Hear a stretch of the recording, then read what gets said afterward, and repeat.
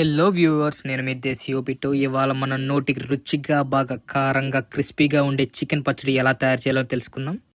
First అయితే మనం నింజాకి వస్తున్నట్టుగా breast పీస్ని చిన్న చిన్న ముక్కలుగా కట్ చేసుకొని మొత్తం నీట్గా కడిగేసుకొని కొంచెం ఉప్పు పసుపు వేసుకొని పక్కన పెట్టేసేసుకుందాం. నేనైతే 2 కేజీలు చికెన్ తీసుకున్నాను అండి. ఇప్పుడు మసాలాలు ప్రిపేర్ చేయటం చూద్దాం. నేనైతే 5 చెంచాల ధనియాలు తీసుకున్నాను. ఫస్ట్ అయితే మీ గ్రేవీ తక్కువ కావాలంటే కొంచెం తక్కువ ధనియాలు తీసుకొచ్చండి.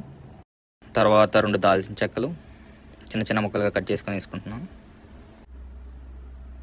అలానే 4 ఇలాచి, 6 లవంగాలు అలా దోరగా వేయించేసుకోవాలి. దోరగా వేయించుకున్న తర్వాత ఒక 2 చెంచాల జీలకర్ర,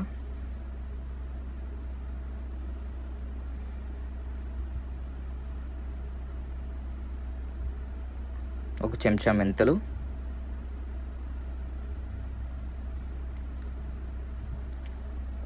అలానే 2 చెంచాలు ఆవాలు వేయించుకొని మళ్ళీ వేయించేసుకోవాలండి.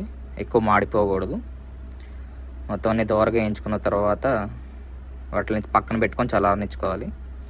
చల్లారిన తర్వాత వాటిని మిక్సీలో తీసుకొని ఇలా పొడి పట్టేసుకోవటమే. మన మసాలా అయితే రెడీ అయిపోయింది. నెక్స్ట్ మన చికెన్లో ఉప్పు పసుపు వేసుకొని ఒక డాకులో వేసుకొని నూనె లేకుండా మొత్తం నీళ్ళన్నీ ఇంకిపోయేలాగా ఫ్రై చేసుకోవాలి మనం కాసేపు.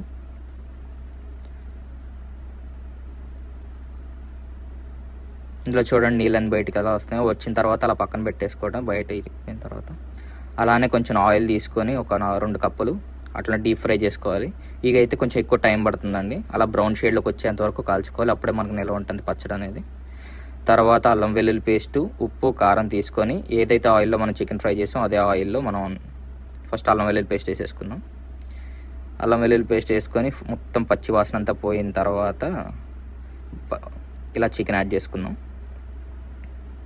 ఇందాక ఫ్రై చేసుకున్నాం కదా ఆ చికెన్ని బాగా కలిపేసుకోవాలి. మొత్తం అంతా ముక్కలకి అల్లం వెల్లుల్లి పేస్ట్ అదంతా పట్టేంత వరకు.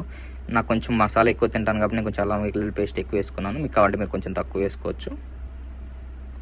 అలా మొత్తం బాగా కలిపేసుకోవాలండి. కలిపేసుకొని మొత్తం నొరగంతా పైకి వచ్చేంత వరకు ఉంచుకోవాలి. మనం ముందుగా చేసి పెట్టుకున్న మసాలా అయితే కలిపేసుకుందాం. వేసుకొని మొత్తం అంతా ముక్కలకు పట్టేటట్టు బాగా కలుపుకోవాలండి. ఇలా కలుపుకున్న తర్వాత మనం కొంచెం తీసుకెట్టుకున్న ఉప్పు, అలానే కారం కూడా కలుపుకుందాం. నేనైతే కొంచెం కారం ఎక్కువ తింటానండి, అందుకే ఎక్కువ వేసుకున్నాను. మీకు కావాలంటే కొంచెం తక్కువగా వేసుకోవచ్చు. వేసుకొని బాగా కలిపేసుకొని అంతా అయ్యేంత వరకు ఒక 5 నిమిషాల వరకు ఉంచుకోవాలి.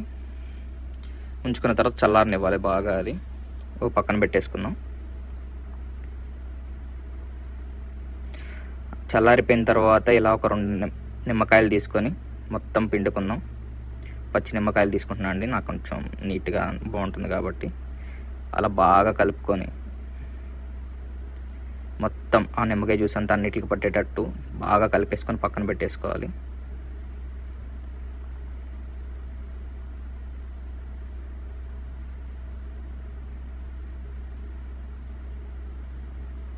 అలా ఒక రోజంతా ఊరిచ్చిన తర్వాత మన చికెన్ పచ్చడి రెడీ.